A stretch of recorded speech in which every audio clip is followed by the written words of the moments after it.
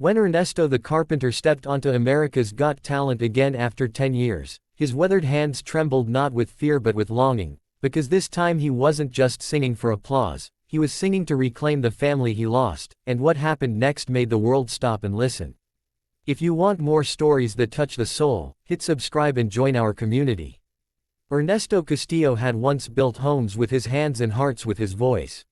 Long before his return to America's Got Talent this season, Ernesto was known in his hometown of Laredo, Texas as much for his soulful singing at Sunday church services as he was for the custom wooden furniture he crafted in his modest workshop. People would often pause by his fence just to hear the hum of his voice carried by the wind. Ernesto had dreams bigger than the dusty streets he walked as a child, and his dreams once led him to audition for America's Got Talent a decade ago. His first audition was unforgettable. He walked onto the stage in a simple flannel shirt, jeans worn at the knees, a carpenter's apron hanging loosely by his side. There was nothing flashy about him, nothing manufactured for television. Just a man with a guitar slung over his shoulder and a song in his heart. When he sang, the judges leaned in. When he hit the final chorus, the audience rose to its feet. Ernesto did not win the season, but he won something more precious than a trophy. He won admiration. But dreams carry a cost. After his first AGT journey, Ernesto returned to Laredo with hopes high, but life had other plans. The fame that bloomed from his brief moment on television wilted faster than the roses people sent him. The sponsors disappeared, the invitations stopped coming, and the only constant was the workshop where he built tables and chairs that were destined for homes with no windows to watch him pass. While Ernesto's music had touched millions, it did not put food on his table. He worked harder than he ever had, yet he found himself barely scraping by. His marriage, once vibrant, grew silent like the unfinished pieces he stored in dusty corners. His wife Marisol tried to support his dream, but the weight of bills and heartbreak proved too heavy. She walked away one rainy morning with their daughter Sophia, leaving a terse note that said she hoped Ernesto would find peace in the echoes of the melodies he loved more than his own family. Ernesto's heart shattered in 1,000 directions. The announcement of his return to AGT this season was his attempt at salvation, a chance to sing not for fame but for forgiveness.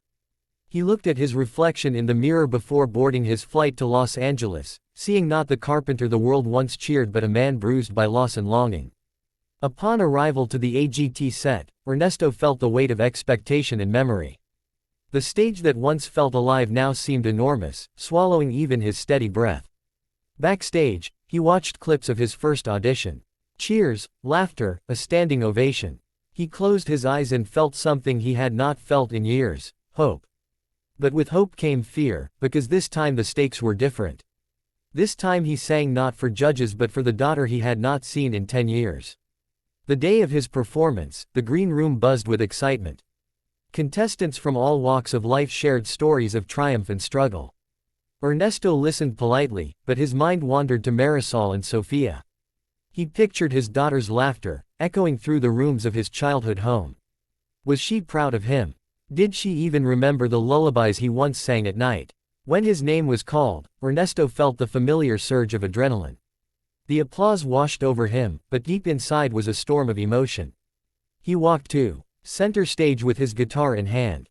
The audience's faces blurred in the bright lights. Simon Cowell sat with his trademark stoic expression, his eyes sharp yet curious. Sophia was not in the front row, and Ernesto's breath caught, but he forced a calm he did not feel. The music began. The song Ernesto chose was one he wrote late at night after Marisol left, a ballad woven with sorrow, regret, hope, and love.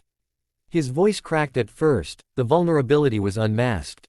But as the song unfolded, something remarkable happened. The crowd became silent, not out of indifference but reverence. This was not just a performance, it was a confession. Judges wiped away tears. Audience members placed hands over hearts. Words in the lyrics spoke of homes left empty, mornings without her smile, and a father's plea for another chance. The final chorus was a cry deep from his soul, a plea cast into the universe with every note. When the last chord faded, there was a moment of absolute quiet before the entire theater rose as one. The applause was thunderous, but it was the standing ovation that made Ernesto tremble. Simon Cowell stood last, and in that moment, his expression cracked into a rare full smile. Simon walked out from behind the judge's table and approached Ernesto on stage. No words yet, just a long look of respect shared between two men who understood the weight of truth in performance. Simon held out his hand, not in critique but in brotherhood. After the show, backstage was chaos of hugs, congratulations, and flashing cameras. But Ernesto's eyes searched through the crowd for one face he hoped to see. Marisol was not there. Sofia was not there. A pang struck his heart, deeper than any before. Yet the warmth of the audience's reaction and Simon's genuine praise kindled a fire. For days after his performance aired, emotional messages and support flooded social media. Viewers shared how Ernesto's song had healed parts of their own wounded hearts. Many sent encouraging words to help him reconnect with his family. Some even organized a campaign to help him locate Marisol and Sofia, because they believed this story deserved a miracle. One afternoon, as Ernesto sat in his hotel room reading comments from around the world, his phone buzzed with an unknown number. He answered hesitantly. On the other end was a woman's voice. It was Marisol. Her voice quivered with a blend of relief and fear.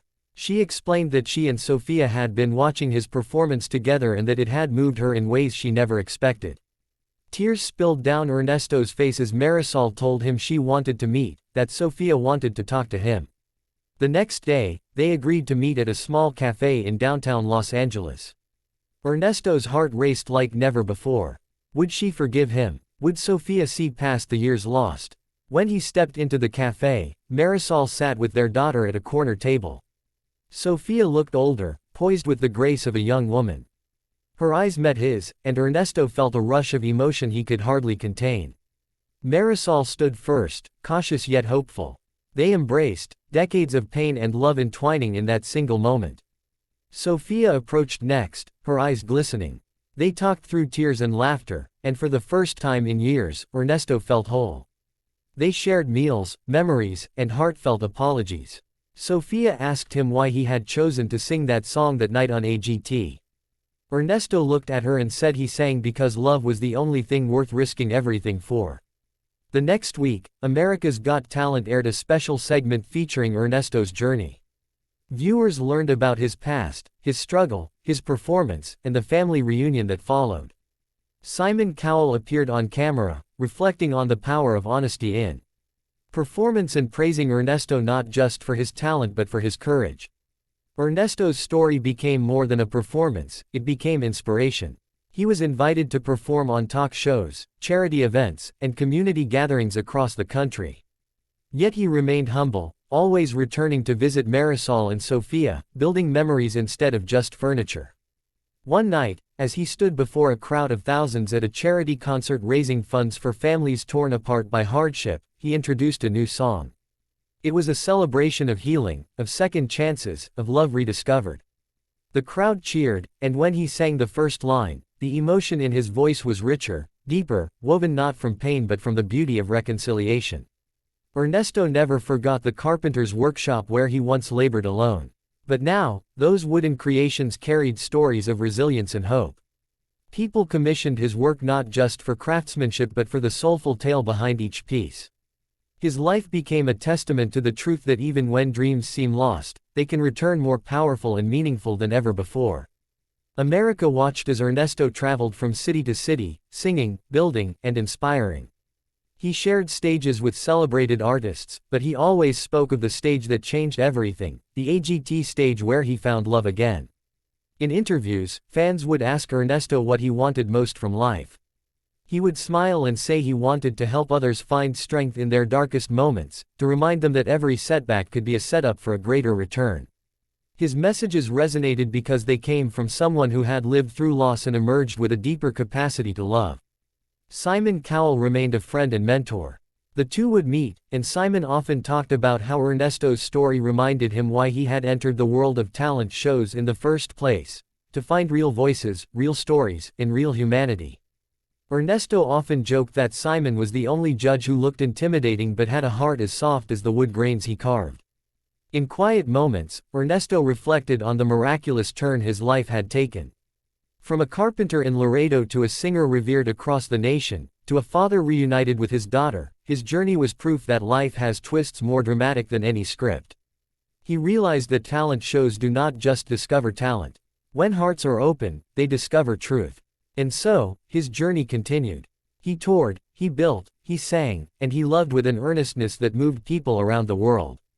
Every concert ended with him asking the crowd this question: where are you watching from? Which part of the country are you representing? Because every voice, everywhere, deserved to be heard.